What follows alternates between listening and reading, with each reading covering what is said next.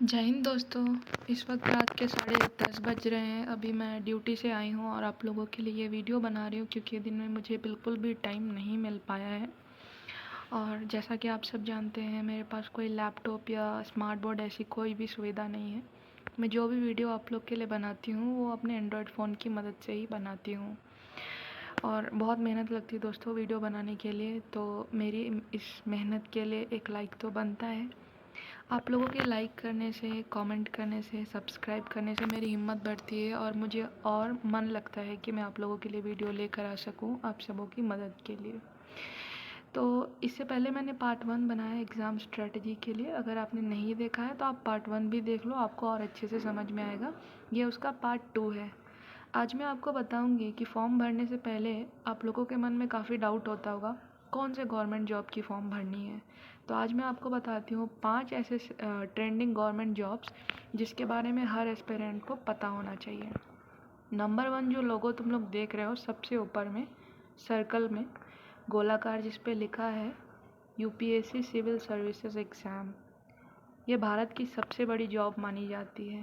पहले इसमें लाल बत्ती गाड़ी मिलती थी और लाल बत्ती गाड़ी का मतलब तो तुम सब समझते ही हो, लेकिन अभी किसी कारण से लाल बत्ती हटा दी गई है। लेकिन इतना समझो कि भारत की जो सबसे बड़ी जॉब होती है, सबसे बड़ी सेवा होती है, जैसे कि आईएएस, आईपीएस, आईआरएस, जिला मजिस्ट्रेट, बीडीओस, जो भी बनते हैं वो इसी सिविल सर्विसेज एग्ज़ाम के थ्रू से बनते हैं। तो पहला जो सबसे बड़ा स्थान रखता है वो है सिविल सर्विसेज एग्ज़ाम। दूसरा जिसका क्रेज़ सबसे ज़्यादा है और मैं भी पर्सनली जिसको बहुत पसंद करती हूँ, मेरा फर्स्ट लव कह सकते हो आप, वो है डिफेंस एग्ज़ाम्स।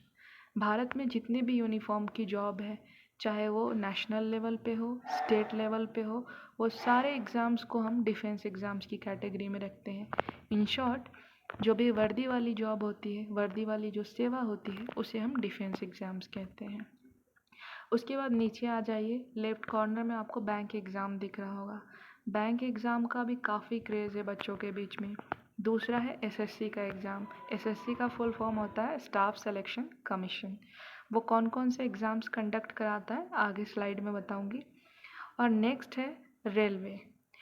तो ये 5 सेक्टर जो है ना, ट्रेंडिंग गवर्नमेंट जॉब्स हैं। अगर तुम्हें फॉर्म फिलअप करनी है तो इन पाँचों में से किसी एक का सिलेक्शन करना, या एक से ज़्यादा का भी सिलेक्शन कर सकते हो। तो फर्स्ट जॉब जिसके बारे में मैं आप लोगों को बता रही हूँ बच्चों, वो है civil services exam. Civil services exam 2 तरह की होती है, एक स्टेट लेवल की होती है और एक नेशनल लेवल की होती है। जो स्टेट लेवल की सिविल सर्विसेज एग्ज़ाम होती है उसमें जो अफसर बनते हैं वो ब्लॉक डेवलपमेंट ऑफिसर हो गए, जिला मजिस्ट्रेट वगैरह हो गए, ये सब बनते हैं। मतलब जितना भी बाबू साहब कैटेगरी की जॉब है, जब ट्रैफिक पुलिस सारी ट्रैफिक को रुकवा देती है ना और उनकी गाड़ी को पार होने देती है, जितने बड़े बड़े बाबू हैं, तो बस समझ जाओ कि वो सिविल सर्वेंट हैं। ठीक है, यही बात लागू होती है नेशनल लेवल पे। नेशनल लेवल पे जब वो बनते हैं तो आईएएस बनते हैं, आईपीएस बनते हैं, ठीक है, आईआरएस बनते हैं, आईएफएस बनते हैं, जिनके पीछे बहुत सारे बॉडीगार्ड खड़े होते हैं। पहले इनको लाल बत्ती गाड़ियाँ मिलती थी, अभी किसी कारण से वो हटा दी गई है। तो इन शॉर्ट तुम ये समझो कि भारत की सबसे बड़ी सेवा जिसे हम कहते हैं वो सिविल सर्विसेज होती है। ठीक है, इसके ऊपर काफ़ी सारी मूवीज़ भी बनी हुई है। मैं फर्स्ट कमेंट में बता दूंगी कि कौन कौन सी मूवीज़ इनके ऊपर बनी है जो तुम देख सकते हो। जितनी बड़ी ये सेवा है उतना बड़ा इसमें कुर्बानी भी चाहिए होता है, उतनी बड़ी डिटर्मिनेशन भी चाहिए होती है, उतनी ही मेहनत भी चाहिए होती है। लेकिन अगर तुम ठान लो तो कुछ भी मुश्किल नहीं होता है। ठीक है, नेक्स्ट आ जाओ डिफेंस की जॉब या फिर यूनिफॉर्म एग्ज़ाम, जो कि मेरा फेवरेट है क्योंकि मैं एक फ़ौजी हूँ तो मेरा लगाव इससे होना स्वाभाविक है। तो वो कौन कौन से एग्ज़ाम्स हैं जिनको देने से तुम्हें वर्दी मिल सकती है या तुम डिफेंस में आ सकते हो। नंबर 1 आरपीएफ, इसका पूरा नाम होता है रेलवे प्रोटेक्शन फोर्सेस। ठीक है, एसआई का मतलब है सब इंस्पेक्टर। तो रेलवे जो है अपने यहाँ पे पुलिस फोर्सेस में भर्ती करती है लोगों को एज ए सब इंस्पेक्टर। उसके लिए तुम्हारा ग्रेजुएट होना ज़रूरी है। अगर तुम ग्रेजुएशन से कम डिग्री है लाइक 12th हो या 10th हो तब तुम इस एग्ज़ाम को नहीं दे सकते हो। तो तुम्हें ग्रेजुएशन होना ज़रूरी है। इस बात से कोई फ़र्क नहीं पड़ता कि ग्रेजुएशन में तुमने साइंस लिया है, आर्ट्स लिया या कॉमर्स लिया है, केवल तुम ग्रेजुएट होने चाहिए। अगर तुम ग्रेजुएट हो तुम RPF SI की एग्ज़ाम दे सकते हो। ठीक है। दूसरा है RPF constable. Railway protection force में SI के अलावा एक और वैकेंसी आती है जो आपकी वर्दी का सपना पूरा कर सकती है, वो है कांस्टेबल की। इसके लिए तुम्हारा सिर्फ 10th पास होना ज़रूरी है। अगर तुम मिनिमम 10th क्लास पास हो तुम इस एग्ज़ाम में बैठ सकते हो। थर्ड है आर्मी अग्निवीर। आर्मी अग्निवीर की वैकेंसी लेटेस्ट है और काफ़ी ज़्यादा क्रेज़ है युवाओं के बीच में इसका। और ये भी इसकी भी शुरुआत अगर मैं बताऊँ तो क्लास 10th अगर तुम पास हो तो तुम इस एग्ज़ाम में बैठ सकते हो। 10th क्लास से ही शुरुआत हो जाती है इसकी। ठीक है। नेक्स्ट है SSC GD। SSC का फुल फॉर्म मैं बता चुकी हूँ। ओके। इसके पहले वाले स्लाइड में देख लेना। तो SSC जो है GD यानी जनरल ड्यूटी के लिए जितने भी पैरामिलिट्री फोर्सेस है ना, चाहे CRPF है, BSF है, ITBP है, CISF है, SSB है, इन सभी में कांस्टेबल के पद पे भर्ती लेते हैं SSC GD एग्ज़ाम के थ्रू। इसके लिए मिनिमम क्या क्वालिफ़िकेशन होनी चाहिए तुम्हारी? Class 10th। अगर तुम क्लास 10th पास हो तुम इस एग्ज़ाम में बैठ सकते हो। नेक्स्ट है स्टेट कांस्टेबल। भारत में जितने भी स्टेट है ना, हर स्टेट डिपार्टमेंट जो है अपने यहाँ पे पुलिस डिपार्टमेंट में कांस्टेबल और सब इंस्पेक्टर की भर्ती करता है, हर स्टेट का। अगर वो बिहार पुलिस है तो बिहार पुलिस में भी सब इंस्पेक्टर की भर्ती लेगा, कांस्टेबल की भर्ती लेगा। छत्तीसगढ़ पुलिस है वो भी लेगा, दिल्ली पुलिस है वो भी लेगा, कोई भी स्टेट हो। तो कांस्टेबल के लिए जो कम से कम पढ़ा लिखा होना चाहिए, मीन्स मिनिमम क्वालिफ़िकेशन कहूँ तो क्लास 10th होना चाहिए। और सब इंस्पेक्टर बनना है तो उसके लिए ग्रेजुएशन होना ही चाहिए, मस्ट है। 7 है IRB का फुल फॉर्म होता है इंडियन रिजर्व बटालियन। पूरे इंडिया में इसकी 153 बटालियन है, हर स्टेट में अलग अलग है। ठीक है। लगभग स्टेट में IRB की बटालियंस है। झारखंड में भी है, बिहार में भी है, दिल्ली में भी है, लक्षद्वीप में भी, हर जगह है। इसमें भी अगर कोई सब इंस्पेक्टर बनना चाहता है तो उसका ग्रेजुएट होना कंपलसरी है। अगर कांस्टेबल बनना चाहता है तो 10th क्लास मिनिमम चल जाएगा। तो ये सारे जो एग्ज़ाम्स के मैंने नाम बताए ना, अगर इन एग्ज़ाम्स में तुम बैठते हो तो तुम्हारा वर्दी का सपना पूरा हो जाएगा। और डिफेंस एग्ज़ाम की खासियत ये होती है ना कि इसमें एक बार ही एग्ज़ाम लिखित वाला जो होता है रिटन पास करना होता है। एक ही एग्ज़ाम होता है, एक ही दिन का एक ही एग्ज़ाम है, उसे पास करना होता है। अगर तुम उसे पास कर जाते हो उसके बाद तुम्हारा फिज़िकल टेस्ट होता है जिसमें running, high jump, long jump वगैरह होता है। और लास्ट में आपका मेडिकल और डॉक्यूमेंट वेरिफिकेशन होता है। तो अगर मैं कहूँ कि पूरे इंडिया में ऐसा कौन सा एग्ज़ाम है जिसे निकालना काफ़ी आसान है तो वो डिफेंस के एग्ज़ाम्स है, क्योंकि बस एक दिन का एक ही एग्ज़ाम है रिटन। ठीक है। नेक्स्ट आते हैं रेलवे के एग्ज़ाम्स के ऊपर में। तो रेलवे जो है टोटल 6 एग्ज़ाम्स कंडक्ट करवाती है अगर किसी का रेलवे में जाने का सपना है तो। पहला है NTPC। आपने TT को देखा होगा, रेलवे TT है, रेलवे TC है, CCTC है, स्टेशन मास्टर है। ये जो बड़े बड़े पोस्ट होते हैं ना वो NTPC के थ्रू, NTPC का जो एग्ज़ाम होता है उसे लिखने के बाद, उसे क्रैक करने के बाद वो जाते हैं। और इसके लिए 2 तरह की वैकेंसी आती है, या तो ग्रेजुएशन लेवल पे भी वैकेंसी आती है या 12th क्लास पास के लिए भी वैकेंसी आती है। और इसमें कोई फ़र्क नहीं पड़ता कि तुम्हारा साइंस था, कॉमर्स था या आर्ट्स था सब्जेक्ट, कोई फ़र्क नहीं पड़ता है। तुम किसी भी सब्जेक्ट के हो तुम इसमें जा सकते हो। ठीक है। नेक्स्ट है JEE। जैसा कि ना JEE का फुल फॉर्म होता है जूनियर इंजीनियर। इसमें वही जा सकते हैं जिन्होंने इंजीनियरिंग की होगी। ठीक है। आर्ट्स कॉमर्स वाले स्टूडेंट्स के लिए ये नहीं है। तीसरा है ALP जिसका मतलब होता है असिस्टेंट लोको पायलट। जो ट्रेन का ड्राइवर होता है ना उसे असिस्टेंट लोको पायलट कहते हैं। इसके लिए स्टूडेंट का 10th के साथ साथ ITI किया होना ज़रूरी है। अगर तुम सिर्फ 10th क्लास पास हो तुम इसमें नहीं जा सकते, ITI होना ज़रूरी है।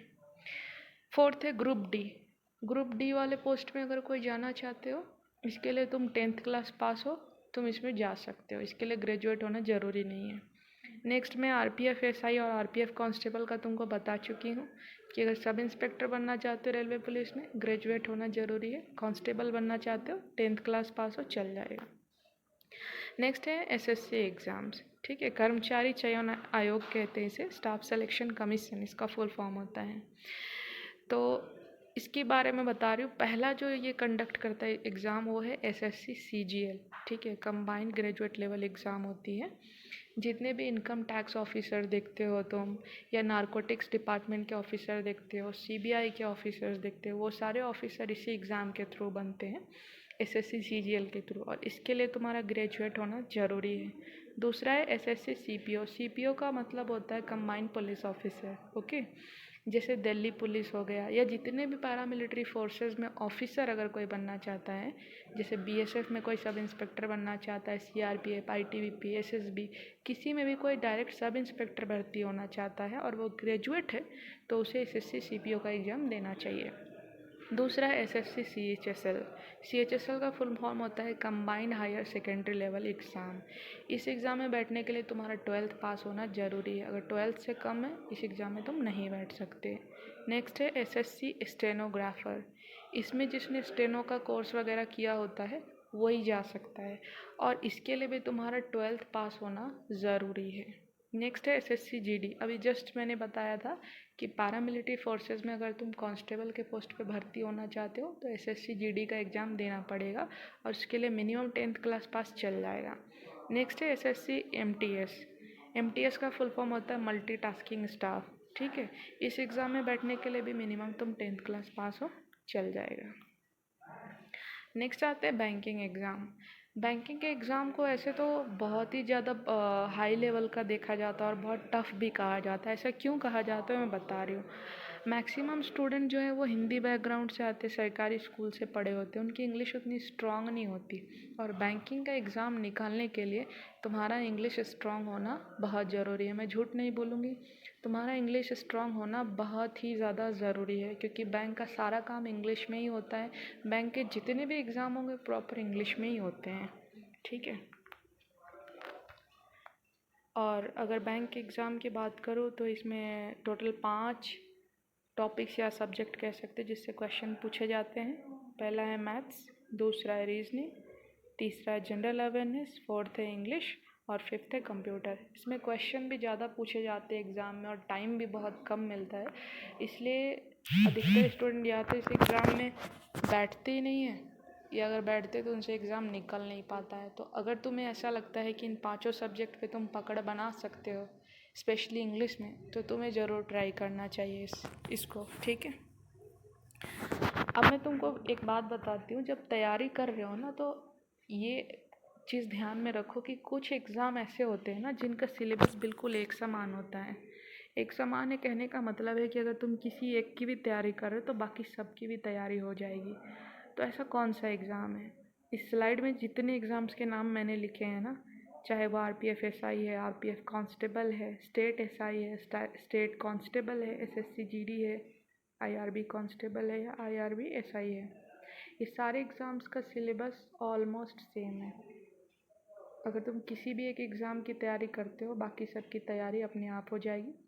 आने वाले वीडियोस में मैं बताऊंगी कि इनके सिलेबस में क्या होता है और ये सारे सेम कैसे हैं।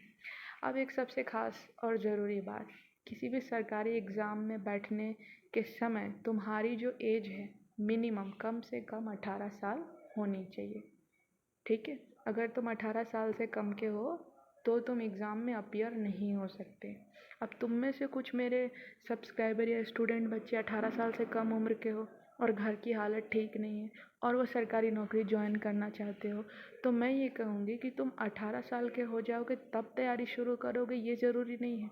अगर तुम 16 साल के हो या 17 साल के हो तब भी तुम अपनी तैयारी शुरू कर सकते हो। तो उससे क्या होगा, जब तुम 18 साल के होगे ना तब तक तुम्हारी तैयारी इतनी अच्छी हो जाएगी कि फर्स्ट अटेम्प्ट में ही तुम्हारी जॉब लग जाएगी, ठीक है। तो मैंने कोशिश की है कि इस वीडियो के माध्यम से मैं तुम लोग को बता पाऊँ कि कौन कौन से एग्ज़ाम्स है जो तुम दे सकते हो, उम्मीद है कि जिन लोग को पहले से ये सब की जानकारी नहीं होगी उनको समझ में आया होगा। अगर वीडियो अच्छी लगी हो तो please like comment share and subscribe करना।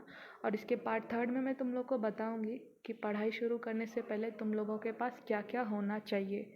ठीक है, कोशिश करूँगी जल्दी तुम लोग के लिए पार्ट 3 लेकर आऊँ और तुम्हारे कोर्सेज़ की शुरुआत भी कर सकूँ। जय हिंद।